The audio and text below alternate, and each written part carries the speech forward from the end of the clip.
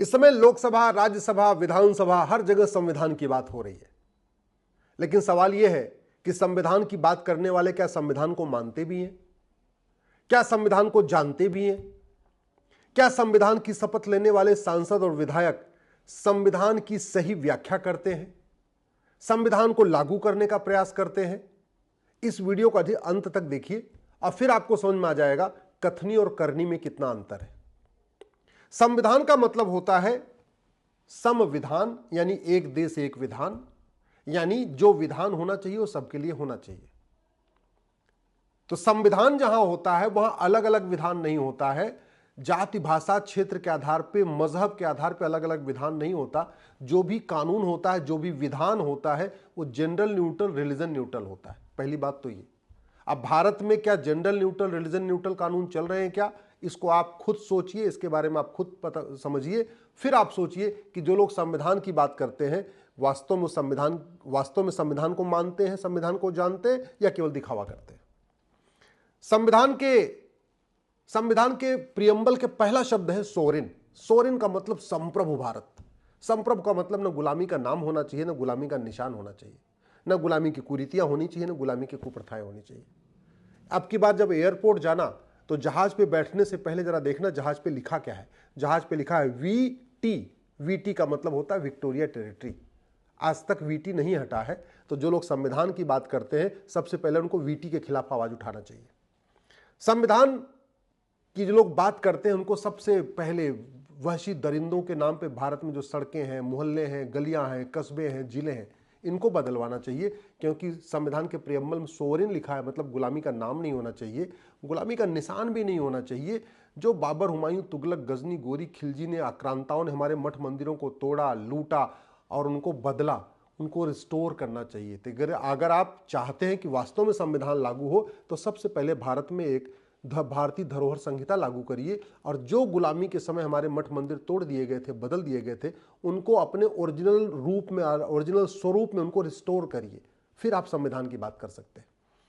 अगर आप वास्तव में संविधान की बात करते हैं तो संविधान के प्रियम्बल में एक शब्द आया है सोशलिस्ट। हालांकि इमरजेंसी के दौरान आया, और वैसे भी अगर इमरजेंसी गलत है तो इमरजेंसी के दौरान किया गया संविधान संशोधन भी गलत है। तो इमरजेंसी के दौरान संविधान के प्रियम्बल में जो सोशलिस्ट, सेकुलर शब्द जोड़ा गया है वो भी गलत है। अगर हम इमरजेंसी की निंदा करते हैं, इमरजेंसी का विरोध करते हैं, तो इमरजेंसी के दौरान जो संविधान में संशोधन किया गया था उसको भी हमें ठीक कर देना चाहिए, उसको वापस बहाल कर देना चाहिए। संविधान का मूल स्वरूप बहाल करना चाहिए। संविधान के मूल स्वरूप में न सोशलिस्ट था न सेकुलर था। अगर वो नहीं कर सकते तो फिर वास्तव में सोशलिज्म लागू करना चाहिए। सोशलिज्म का मतलब होता है समान शिक्षा, समान चिकित्सा, समान नागरिक संहिता। समाजवाद तब आता है जब भ्रष्टाचार खत्म होता है। तो आप समान शिक्षा, समान नागरिक संहिता लागू करिए, समान चिकित्सा लागू करिए और भ्रष्टाचारियों को फांसी देने के लिए कानून बनाइए। तब तो आप समाजवादी हैं, तब तो आप संविधानवादी हैं, तब तो आप बाबा साहब के सच्चे अनुयायी हैं। और ये नहीं कर सकते हैं तो वास्तव में केवल आप पाखंड कर रहे हैं। संविधान के प्रियम्बल में सेकुलर शब्द जोड़ दिया गया। कायदे से नहीं होना चाहिए, हमारे संविधान निर्माताओं ने कहा था नहीं होना चाहिए। और अगर आ गया है फिर 1872 का क्रिश्चियन मैरिज एक्ट क्यों चल रहा है? 1936 का पारसी मैरिज एक्ट क्यों चल रहा है? 1937 का शरीयत एक्ट क्यों चल रहा है? हटाइए उसको। एक देश एक विधान लागू करिए, एक देश एक नागरिक संहिता लागू करिए। फिर ये जो अलग अलग कानून चल रहे हैं उनको हटाइए। संविधान में प्रियम्बल में लिखा है डेमोक्रेसी, लोकतंत्र मजबूत करना है। लोकतंत्र कितना मजबूत हुआ है आप खुद देख लीजिए कि गुंडे, बदमाश, लुच्चे, लफंगे, शराब माफिया, ड्रग माफिया सांसद, विधायक बन रहे हैं, पार्षद, प्रधान बन रहे हैं। क्यों बन रहे हैं? क्योंकि ये 1951 का जो रिप्रेजेंटेशन ऑफ पीपल एक्ट आज भी चल रहा है। नेहरू जी ने बनाया था, आज तक चलता जा रहा है, चलता जा रहा है। वास्तव में भारत में अगर लोकतंत्र बहाल करना है तो सबसे पहले इस 1951 के जो प्लेस ऑफ ये रिप्रेजेंटेशन ऑफ पीपल एक्ट था, इसको बदलिए। बदल के एक भारतीय चुनाव संहिता लागू करिए, मिनिमम क्वालिफिकेशन लागू करिए, मैक्सिमम एज लिमिट लागू करिए। और भी बहुत सारे सुझाव हैं, लॉ कमीशन ने सुझाव दिया है, इलेक्शन कमीशन ने सुझाव दिया है, वेंकटचलैया कमीशन ने सुझाव दिया। उन सुझावों को लागू करिए, तब लोकतंत्र बहाल हो गया। आज की डेट में तो लोकतंत्र के नाम पर भीड़ तंत्र चल रहा है। वोट खरीदी जा रही है। कोई 2000 रुपए देने का वादा कर रहा है, कोई 2500 देने का वादा कर रहा है, कोई साड़ी देने का वादा कर रहा है, कोई लैपटॉप देने का वादा कर रहा है। मुफ्तखोरी बढ़ा के वोट खरीदी जा रही है। इसको लोकतंत्र नहीं कहते। अगर वास्तव में संविधान को मानते हैं, संविधान में लिखा है सोशल जस्टिस। सोशल जस्टिस तब आएगा जब जातिवाद खत्म होगा। ये जातिवाद कोई बहुत पुरानी व्यवस्था नहीं, 1500 साल पुरानी व्यवस्था है। सामाजिक न्याय तब होगा जब जाति व्यवस्था की बजाय गोत्र व्यवस्था लागू होगी। सामाजिक न्याय तब होगा जब भारत में समान शिक्षा, समान चिकित्सा, समान नागरिक संहिता होगी। सामाजिक न्याय तब आएगा जब भ्रष्टाचार के खिलाफ कठोर कानून होगा। दूसरा, इकोनॉमिक जस्टिस। इकोनॉमिक जस्टिस तब होगा, फिर वही बात है, जब समान यूनिफॉर्म टैक्स कोड होगा, यूनिफॉर्म बिजनेस कोड होगा और करप्शन के खिलाफ कठोर कानून होगा। ये जो व्यापार में जो डिफरेंस आता है, इकोनॉमिक जस्टिस तब होता है जब सबको समान अवसर मिले। समान अवसर तभी मिलेगा जब भ्रष्टाचार खत्म होगा, क्योंकि जो ज़्यादा माल पानी खिला देता है उसको टेंडर मिल जाता है, उसको ठेका मिल जाता है, उसको हर जगह उसकी बल्ले बल्ले रहती है। तो भ्रष्टाचार जब तक है तब तक इकोनॉमिक जस्टिस नहीं होता है। पॉलिटिकल जस्टिस लाना है आपको, प्रियम्बल में लिखा है पॉलिटिकल जस्टिस, वो भी तभी आएगा जब काला धन हवाला खत्म होगा, राजनीति नो प्रॉफिट नो लॉस होगी, राजनीति फायदेमंद धंधा नहीं होगी। आज की डेट में तो पार्षद प्रधान भी 1 करोड़ लगाते हैं, 5 करोड़ कमा लेते हैं 5 साल में। फायदेमंद धंधा हो चुका है, उस धंधा को रोकिए अगर वास्तव में आपको पॉलिटिकल जस्टिस करना है।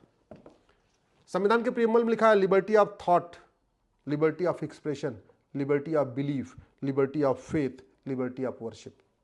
एक चीज याद रखिएगा, जो फॉरेन रिलीजन है वो लिबर्टी ऑफ थॉट नहीं देते, जो फॉरेन रिलीजन है वो लिबर्टी ऑफ एक्सप्रेशन नहीं देते, जो फॉरेन रिलीजन है वो लिबर्टी ऑफ बिलीफ नहीं देते, जो फॉरेन रिलीजन है वो लिबर्टी ऑफ फेथ नहीं देते, जो फॉरेन रिलीजन है लिबर्टी ऑफ वर्शिप नहीं देते।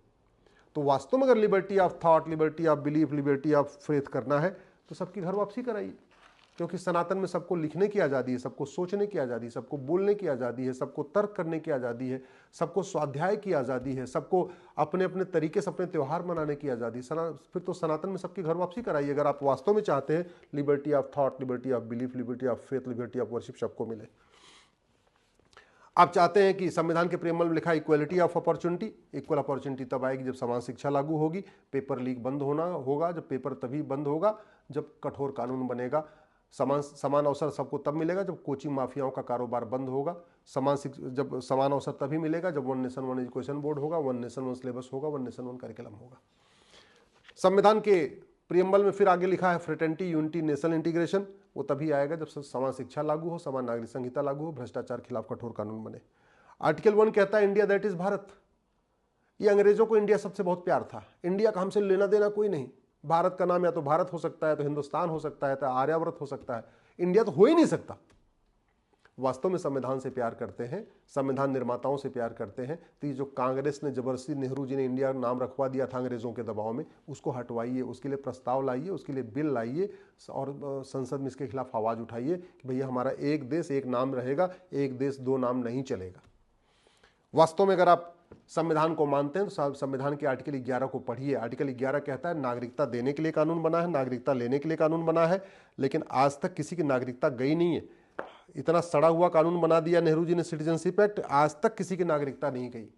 तो एक समान नागरिकता कानून बनाइए जिसमें नागरिकता लेने की कंडीशन हो, नागरिकता देने की कंडीशन हो। आप क्या क्या मानोगे, भारत को मानोगे, भारत की संस्कृति मानोगे, भारत की परंपरा को मानोगे, वसुधैव कुटुंबकम को मानोगे, नारी तू नारायणी मानोगे, तब आपको नागरिकता मिलेगी। और इसको अगर ब्रेक करोगे तो आपकी नागरिकता खत्म होगी। फिर ऐसा कानून बनाइए। आर्टिकल 11 ये कहता है, हुआ नहीं है। तो संविधान को मानते हैं तो संविधान को पढ़िए, संविधान को जानिए, संविधान को वास्तव में मानिए, दिखावा मत करिए संविधान को मानने का। वास्तव में अगर आप संविधान मानते हैं तो आर्टिकल 13 को पढ़िए। आर्टिकल 13 कहता है भेदभाव करने वाले नियम कानून बंद होंगे, भेदभाव करने वाले कुरीतियां खत्म होंगी, भेदभाव करने वाले कुप्रथाएं खत्म होंगी। दुनिया भर की कुरीतियां चल रही, दुनिया भर की कुप्रथाएं चल रही, दुनिया भर के भेदभाव करने वाले कानून चल रहे। जितने अंग्रेजी कानून हैं सारे भेदभाव करने वाले, जितने मुगलों के समय कुरीतियां आई सारी भेदभाव करने वाली, मुगलों की सारी कुप्रथाएं भेदभाव करने वाली। तो सारी कुरीतियां खत्म करिए, कुप्रथाएं खत्म करिए, बाल विवाह खत्म करिए, बहुविवाह खत्म करिए, हलाला मुता मिस्यार खत्म करिए, तहर्रुस खत्म करिए, तलाके हसन, तलाके बाइन, तलाके खिनाया खत्म करिए। जितने मजहब के आधार पर भेदभाव करने वाले कानून है, प्लेस ऑफ वर्शिप एक्ट हुआ, माइनॉरिटी कमीशन एक्ट हुआ या वक्फ पैटर्न को खत्म करिए। ये कहता है आर्टिकल 13। तो संविधान की बात करते तो संविधान को एक बार पढ़िए, संविधान को जानिए, संविधान को मानिए, ईमानदारी से मानिए, केवल दिखावा करने के लिए नहीं। बाबा साहब अम्बेडकर को माला पहनाते हैं, पहनाइए, लेकिन ईमानदारी से फिर बाबा साहब अम्बेडकर की बात भी मानिए। संविधान की बात करते संविधान की बात मानिए।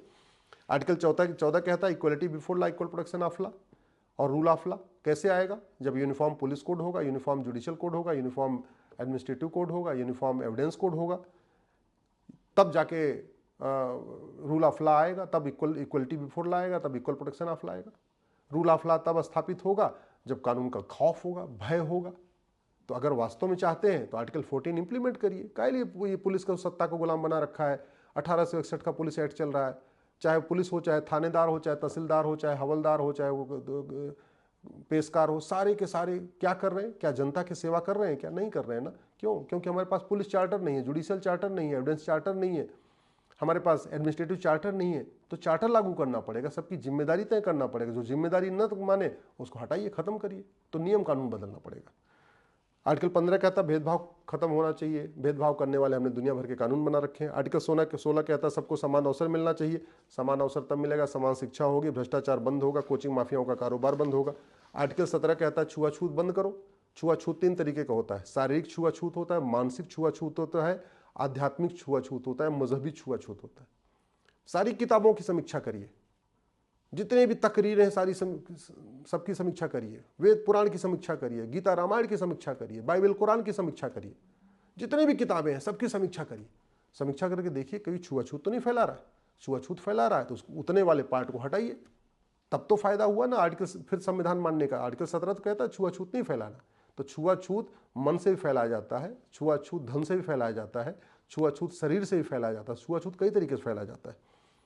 आर्टिकल 19 कहता है आपको सच बोलने का अधिकार है, तो झूठ को गंभीर अपराध घोषित करिए। आर्टिकल 19 कहता है सबको इकट्ठा होने का अधिकार है, लेकिन इकट्ठा होकर धावा बोलने का अधिकार नहीं। सबको संगठन बनाने का अधिकार है, लेकिन पीएफआई सिमी जैसा नहीं। तो पीएफआई सिमी बनाने वालों पे कठोर दंड दीजिए, जो ऐसा संगठन बनाते हैं उनको यहाँ से देश से निकालिए, उनकी नागरिकता खत्म करिए। आर्टिकल 19 कहता है घूमने का अधिकार है। घूमने का अधिकार है, लैंड जिहाद करने का नहीं है। तो जो अवैध निर्माण के खिलाफ कठोर कानून बनाइए। लोग घूम रहे हैं, भटक रहे हैं, पूरे देश में घूमते हैं, जहां एकांत देखते हैं, शांत देखते हैं, नदी किनारे, पहाड़ किनारे, हाईवे किनारे, रेलवे किनारे, वहीं झुग्गी बना के कब्जा कर लेते। ये थोड़ी कहता संविधान का आर्टिकल 19। आर्टिकल 19 कहता है व्यापार का अधिकार है, तो व्यापाचार का थोड़ी है। व्यापार के नाम पे हुक्का बार, बियर बार, डांस बार, सट्टा बार के लाइसेंस दे रहे, ये आर्टिकल 19 थोड़ी कहता है। संविधान को अगर आप मानते हैं तो संविधान को पढ़िए, संविधान के बारे में चिंतन मनन करिए और संविधान क्या कहता है उसको ठीक से लागू करिए। संविधान का आर्टिकल 20 कहता है कि भाई किसी को जबरदस्ती अपने खिलाफ गवाही नहीं दिया जाएगा, तो अच्छी बात है। लेकिन संविधान का आर्टिकल 20 ये कहाँ कहता है कि आप नार्को पॉलीग्राफ ब्रेन मैपिंग कानून नहीं बना सकते, आप झूठ पकड़ने के लिए आप कानून नहीं बना सकते, झूठ पकड़ने के लिए टेक्नोलॉजी का उपयोग नहीं कर सकते, कहीं नहीं लिखा है। तो बनाइए, आप झूठ पकड़ने के लिए भी कानून बनाइए, हर जिले में झूठ पकड़ने वाली लैब भी बनाइए। किसने रोका? नहीं रोका है। आर्टिकल 21 कहता है राइट टू लाइफ लिबर्टी, वो तभी आएगा जब राइट टू जस्टिस हो, सबको साल भर के अंदर न्याय मिले। वो तभी होगा जब झूठ बोलना गंभीर अपराध होगा, झूठे डॉक्यूमेंट बनवाना गंभीर अपराध होगा। तो झूठ बोलने के खिलाफ कठोर कानून बनाइए, झूठे डॉक्यूमेंट बनाने के खिलाफ कठोर कानून बनाइए। राइट टू हेल्थ, आर्टिकल 21 कहता है right to health fundamental right है। वो तभी होगा जब जो विदेशी चिकित्सा का बोलबाला थोड़ा कम होगा, भारत की चिकित्सा का बोलबाला बढ़ेगा, क्योंकि prevention is better than cure. हमारा जो नेचुरोपैथी, हमारा आयुर्वेद है, हमारा योग है, ये प्रिवेंट करता है। जो विदेशी चिकित्सा व्यवस्था वो क्योर करती है। हम कहते हैं prevention is better than cure, तो यानी भारतीय चिकित्सा is better than foreign pathy. हमारी चिकित्सा व्यवस्था विदेशी पैथी से ज़्यादा अच्छी है, तो हमें उसको प्रमोट करना चाहिए। हम किसको प्रमोट कर रहे हैं? हम तो विदेशी पैथी को प्रमोट कर रहे हैं। हम डॉक्टर नहीं पैदा कर रहे हैं, हम विदेशी पैथी के एजेंट पैदा कर रहे हैं। हम कॉलेजेस में डॉक्टर नहीं पैदा कर रहे हैं, हम फार्मा माफियाओं की दवा को प्रमोट करने वाले एजेंट पैदा कर रहे हैं। तो वास्तव में अगर आर्टिकल 21 को लागू करना है, राइट टू हेल्थ को आपको सिक्योर करना है, तो भारत की शिक्षा के साथ साथ भारत की चिकित्सा व्यवस्था को प्रमोट करना पड़ेगा। आर्टिकल 21 ये कहता है right to education fundamental right है। फंडामेंटल राइट कभी भेदभाव नहीं करता है, भेदभाव नहीं करता, फिर मदरसे को राइट टू एजुकेशन दायरे से कैसे बाहर निकाल दिया? उसको हटाना चाहिए। आर्टिकल 23 कहता है मानव तस्करी रोको। मानव तस्करी इतनी हो रही है, आज तक किसी मानव तस्करी करने वालों को ना फांसी हुई, ना जीवन कारावास हुआ, ना 100% प्रॉपर्टी जब्त हुई। क्यों नहीं हुई? हमने ऐसा कानून नहीं बनाया। आर्टिकल 24 कहता है बाल मजदूरी रोको। तो बाल मजदूरी रोकना है तो साथ में हमें ये सुनिश्चित करना पड़ेगा उसकी अच्छी शिक्षा हो, स्कूल वहाँ हो, और स्कूल हैं भी, लेकिन हो क्या रहा है? भ्रष्टाचार की बलि चढ़ जा रहे हैं। अमेरिका में, सिंगापुर में, जापान में, चीन में लोगों की फर्स्ट प्रायोरिटी होती है सरकारी स्कूल में पढ़ना। जिसका सरकारी स्कूल में एडमिशन नहीं हो पाता वो प्राइवेट स्कूल में पढ़ता है। हमारे देश के स्कूल बदहाल है। क्यों बदहाल है? भ्रष्टाचार के कारण बदहाल है। सरकारी शिक्षक भी अपने बच्चे को सरकारी स्कूल में नहीं पढ़ा रहा है। क्यों? बदहाल है। और उसका बड़ा कारण ये भी है, कोचिंग माफियाओं ने, स्कूल माफियाओं ने पूरे सिस्टम को हाईजैक कर लिया। समान शिक्षा लागू कर दें तो जो क्रेज है ना प्राइवेट स्कूलों का खत्म हो जाएगा, सब अपने आराम से सरकारी स्कूल में पढ़ाएंगे। आर्टिकल 25 कहता है freedom of religion. Freedom of religion क्या है? Subject to public order, subject to health, subject to morality. यानी आप अपने किसी पंथ को, अपना जो रिलीजन फॉलो करते हैं उस रिलीजन में आप पब्लिक ऑर्डर डिस्टर्ब नहीं कर सकते, उस रिलीजन को फॉलो करते समय किसी की हेल्थ खराब नहीं कर सकते, और उस रिलीजन को फॉलो करते समय आप किसी को कोई इमोरल काम नहीं कर सकते। धर्म और रिलीजन में अंतर होता है।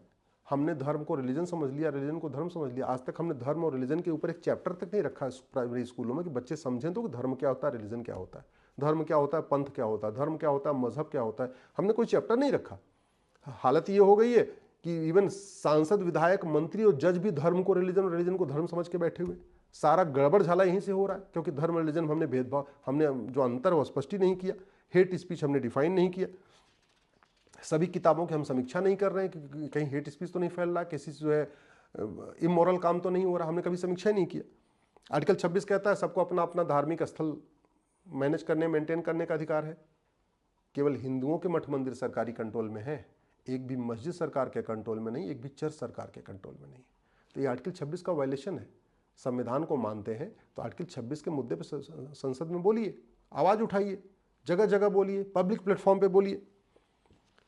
आर्टिकल 27 कहता है कि भाई किसी रिलीजन को प्रमोट करने में सरकारी पैसा खर्च नहीं होगा, लेकिन ये संविधान ये नहीं करता कि धर्म को प्रमोट, धर्म और रिलीजन में अंतर होता है। हम धर्म और रिलीजन को अगर स्पष्ट कर दें, उसके बीच के अंतर को स्पष्ट कर दें, तो सनातन धर्म को प्रमोट करने में सरकारी खर्चे का कोई विरोध नहीं कर पाएगा। आर्टिकल 28 कहता है मजहबी शिक्षा नहीं देना सरकारी स्कूलों में, और वो मजहबी शिक्षा को हम भगवत गीता को भी मजहबी ग्रंथ मान लेते हैं, हम रामायण को भी मजहबी ग्रंथ मानते हैं, हम वेद को भी मजहबी ग्रंथ समझते हैं, हम उपनिषद को भी मजहबी ग्रंथ समझते हैं, जबकि वो धार्मिक ग्रंथ हैं। अब ये कंफ्यूजन क्यों हो रहा है? क्योंकि हमने धर्म और रिलीजन को अलग डिफाइन नहीं किया। धर्म और रिलीजन को अगर डिफाइन कर दें तो स्पष्ट हो जाएगा कि कुरान एक रिलीजियस किताब है, बाइबल एक रिलीजियस किताब है, जबकि वेद, उपनिषद, हमारे पुराण, हमारे जो है ग्रंथ, हमारे भगवत गीता, हमारे रामायण, ये धार्मिक ग्रंथ है। और संविधान का आर्टिकल 28 धार्मिक ग्रंथों को पढ़ाने में भेदभाव नहीं करता। लेकिन चूंकि हमने धर्म और रिलीजन को अभी तक स्पष्ट नहीं किया, तो सरकारी स्कूलों में कोई न गीता पढ़ा रहा है, न रामचरितमानस पढ़ा रहा है, न रामायण पढ़ा रहा है। आर्टिकल 29-30 क्या कहता है? अल्पसंख्यकों की सुरक्षा करना है। लेकिन संविधान में कहीं लिखा नहीं कि अल्पसंख्यक होगा कौन। अल्पसंख्यक की पहचान तहसील के स्तर पर होगी, तो अल्पसंख्यक की पहचान जिले के स्तर पर होगी, अल्पसंख्यक की पहचान प्रदेश स्तर पर होगी, अल्पसंख्यक की पहचान राष्ट्रीय स्तर पर, कहीं लिखा ही नहीं है।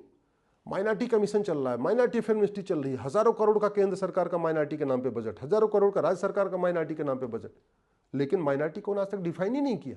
और वैसे भी संविधान कुछ देने के लिए नहीं है। संविधान कहता भाई उनको प्रोटेक्शन मिलना चाहिए, उनको त्यौहार मनाने की आज़ादी होनी चाहिए, उनको अपना वस्त्र पहनने की आज़ादी होनी चाहिए। ये थोड़ी कहता है कि उनको अलग से उनके लिए स्कीम लागू कर दो, ऐसा कहीं नहीं संविधान में लिखा हुआ है। तो वास्तव में अगर आप संविधान को मानते हैं तो जो मजहब के आधार पर बोर्ड बना है, मजहब के आधार पर मंत्रालय बना है, मजहब के आधार पर ट्रिब्यूनल बना है, मजहब के आधार पर योजनाएं चल रही, इनका विरोध करिए। और नहीं कर सकते तो कम से कम संविधान की बात मत करिए। संविधान का मतलब होता है एक देश एक विधान, संविधान का मतलब होता है समान विधान।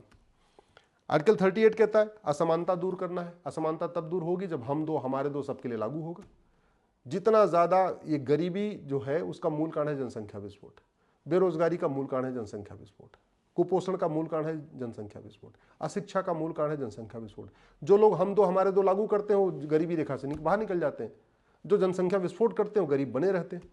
तो सरकार वास्तव में अगर आर्टिकल 38 लागू करना चाहती है, असमानता दूर करना चाहती है, तो सरकार को भ्रष्टाचार और जनसंख्या विस्फोट के खिलाफ कठोर कानून बनाना चाहिए। हम दो हमारे दो लागू करना चाहिए। आर्टिकल 39 पे कभी चर्चा ही नहीं होती, equal pay for equal work पे भी चर्चा नहीं होती।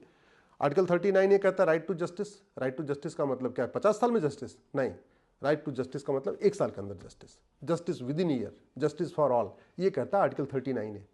दुर्भाग्यवश इस पर लोकसभा राज्यसभा में कोई चर्चा ही नहीं होती, न टीवी में चर्चा होती है, न लोकसभा राज्यसभा में चर्चा होती है, तो आम जनता तक ये बातें पहुंच भी नहीं पाती हैं।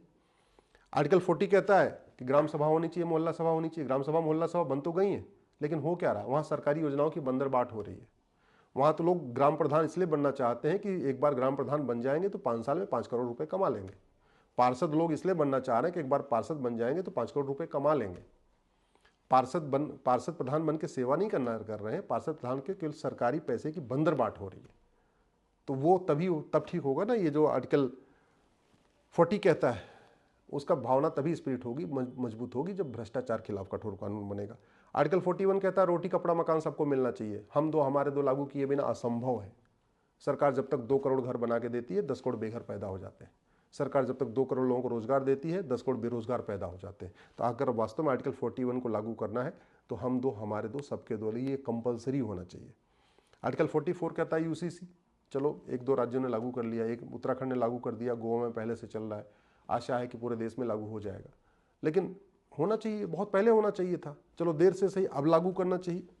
आर्टिकल 45 कहता है बच्चों की देखभाल अच्छी होनी चाहिए। बच्चों की देखभाल तो तभी कर पाएंगे ना माता पिता, जब 2 बच्चे होंगे, 8 बच्चे होंगे, 10 बच्चे होंगे, तो बच्चों की देखभाल कर पाएंगे क्या? नहीं कर पाएंगे। आर्टिकल 46 कहता है सबको जस्टिस होना चाहिए, स्पीडी जस्टिस होना चाहिए, स्वाभाविक सी बात है, तो justice with in year, justice with in year तभी होता है, हो सकता है जब झूठी शिकायत, झूठा एफआईआर, झूठी जांच गंभीर अपराध हो, झूठा एफिडेविट गंभीर अपराध हो, झूठी गवाही गंभीर अपराध हो, झूठा डॉक्यूमेंट बनवाना गंभीर अपराध हो, झूठी वसीयत, झूठा विरासत बनवाना गंभीर अपराध हो, झूठा आधार, झूठा राशन कार्ड बनवाना गंभीर अपराध हो, तभी हो सकता है। तो अगर आर्टिकल 46 लागू करना है तो फिर नियम कानून बदलना पड़ेगा। आर्टिकल 47 कहता है नशाबंदी शराबबंदी करो। सरकारें ऊपर से पैसे के लिए बियर बार खुलवा रही हैं, हुक्का बार खुलवा रही हैं, डांस बार खुलवा रही हैं, तो सरकार तो खुद ही संविधान के खिलाफ काम कर रही है, और ऊपर से संविधान संविधान संविधान संविधान। सांसद विधायक खुद ही संविधान की धज्जियां उड़ा रहे हैं और कहते हैं संविधान संविधान संविधान। आर्टिकल 48 कहता है कृषि और पशुपालन, कृषि और पशुपालन पे इतना पैसा जाता है, इतना पैसा जाता है, लेकिन उसमें जानते हैं कितना भ्रष्टाचार का भेंट चल रहा है, उस कहने की जरूरत नहीं। किसी किसान से बात करिए, किसी जो पशुपालन करते हैं उनसे बात करिए कि वास्तव में कितना पैसा सैंक्शन होता है और उनको कितना मिलता है, तब समझ में आएगा। आर्टिकल 49 कहता है धरोहर को संरक्षित करिए। काशी, मथुरा, भद्रकाली, भोजशाला ये हमारी धरोहर है, कायदे से सरकार की ड्यूटी है कि उनको प्रोटेक्ट करे, उनको अपने ओरिजिनल स्वरूप में ले जाए, जो गुलामी के दौरान उनको तोड़ा गया, मरोड़ा गया, ठीक उनको डिस्टर्ब किया उसको ठीक करे। सरकार वो करने की बजाय प्लेस ऑफ वर्शिप एक्ट बना के बैठी हुई है, और उस प्लेस ऑफ वर्शिप एक्ट पे भी चर्चा नहीं हो रही है। संविधान का आर्टिकल 50 कहता है जुडिशरी जो है सेपरेट होनी चाहिए। सेपरेट तब होगी जब आईजीएस सिस्टम होगा, सेपरेट तब होगी जब एक ऑल इंडिया जुडिशियल सर्विस होगा, उसी एग्जाम के जरिए लोग जज बनेंगे, सबको इक्वल अपॉर्चुनिटी मिलेगी और सेपरेशन ऑफ पावर भी हो जाएगा। आर्टिकल 51 कहता है फंडामेंटल ड्यूटी है, तो फंडामेंटल ड्यूटी तो है, लेकिन फंडामेंटल ड्यूटी की सवाल यह है कि वो फंडामेंटल ड्यूटी केवल सजेस्ट है, अगर मानो तो भी ठीक, नहीं मानो तो भी ठीक, जो नहीं मान रहा उसका कुछ हो नहीं रहा। तो वास्तव में अगर आप संविधान को मानते हैं, संविधान की व्यवस्था को मानते हैं, तो आपको कम से कम संविधान को मानना चाहिए, संविधान को पढ़ना चाहिए। शॉर्टकट में अगर मैं कहूँ आपको, संविधान कहता है गुलामी का नाम हटाओ, गुलामी का निशान हटाओ, गुलामी की कुरीतियां खत्म करो, गुलामी की शिक्षा बदलो, गुलामी की चिकित्सा बदलो। संविधान कहता है गुलामी की दंड व्यवस्था बदलो, गुलामी की पुलिस व्यवस्था बदलो, गुलामी की प्रशासनिक व्यवस्था बदलो। संविधान कहता है गुलामी की न्याय व्यवस्था को बदलो, गुलामी की टैक्स व्यवस्था बदलो, गुलामी की व्यापार व्यवस्था को बदलो। संविधान कहता है गुलामी की चुनाव व्यवस्था बदलो। संविधान कहता है गुलामी की कृषि व्यवस्था बदलो। संविधान कहता है घूसखोरी, कमीशनखोरी, जमाखोरी, मिलावटखोरी खिलाफ कठोर कानून बनाओ। संविधान कहता है मानव तस्करी रोको, नशा तस्करी रोको। संविधान कहता है कालाधन हवाला खिलाफ कठोर कानून बनाओ। संविधान कहता है धर्मांतरण रोको। संविधान कहता है घुसपैठ रोको। संविधान कहता है जनसंख्या विस्फोट रोको। संविधान कहता है फर्जी कागज बन रहे उनको रोको। लेकिन हो क्या रहा है? जस्ट उल्टा। ना इलेक्शन रिफॉर्म पे बात हो रही है, ना पुलिस रिफॉर्म पे जो बात हो रही है, ना जुडिशियल रिफॉर्म पे बात हो रही है, ना टैक्स रिफॉर्म पे बात हो रही है, ना एडमिनिस्ट्रेटिव रिफॉर्म पे बात हो रही है। बस संविधान संविधान हो रहा है। इस संविधान करने से देश का भला नहीं होगा। संविधान आरोप प्रत्यारोप करने से, नूरा कुश्ती करने से, बतौलेबाजी करने से, तू चोर मैं सिपाही करने से देश का भला नहीं होगा। देश का भला होगा इस संविधान को वास्तव में सही मायने में ईमानदारी से लागू करने से। मेरा वीडियो अगर ठीक लगा हो, इस वीडियो को अपने सारे मित्रों को भेजिएगा। अगर आप किसी सांसद, विधायक, मंत्री, जज को जानते तो उनको भी भेजिएगा, क्योंकि वो भी इसको सुने। और मीडिया वालों को जानते हैं उनको भी भेजिए। अपने फेसबुक पे शेयर करिए, अपने ट्विटर पे शेयर करिए, अपने इंस्टाग्राम पे शेयर करिए, जहाँ जहाँ शेयर कर सकते हैं वहाँ शेयर करिए।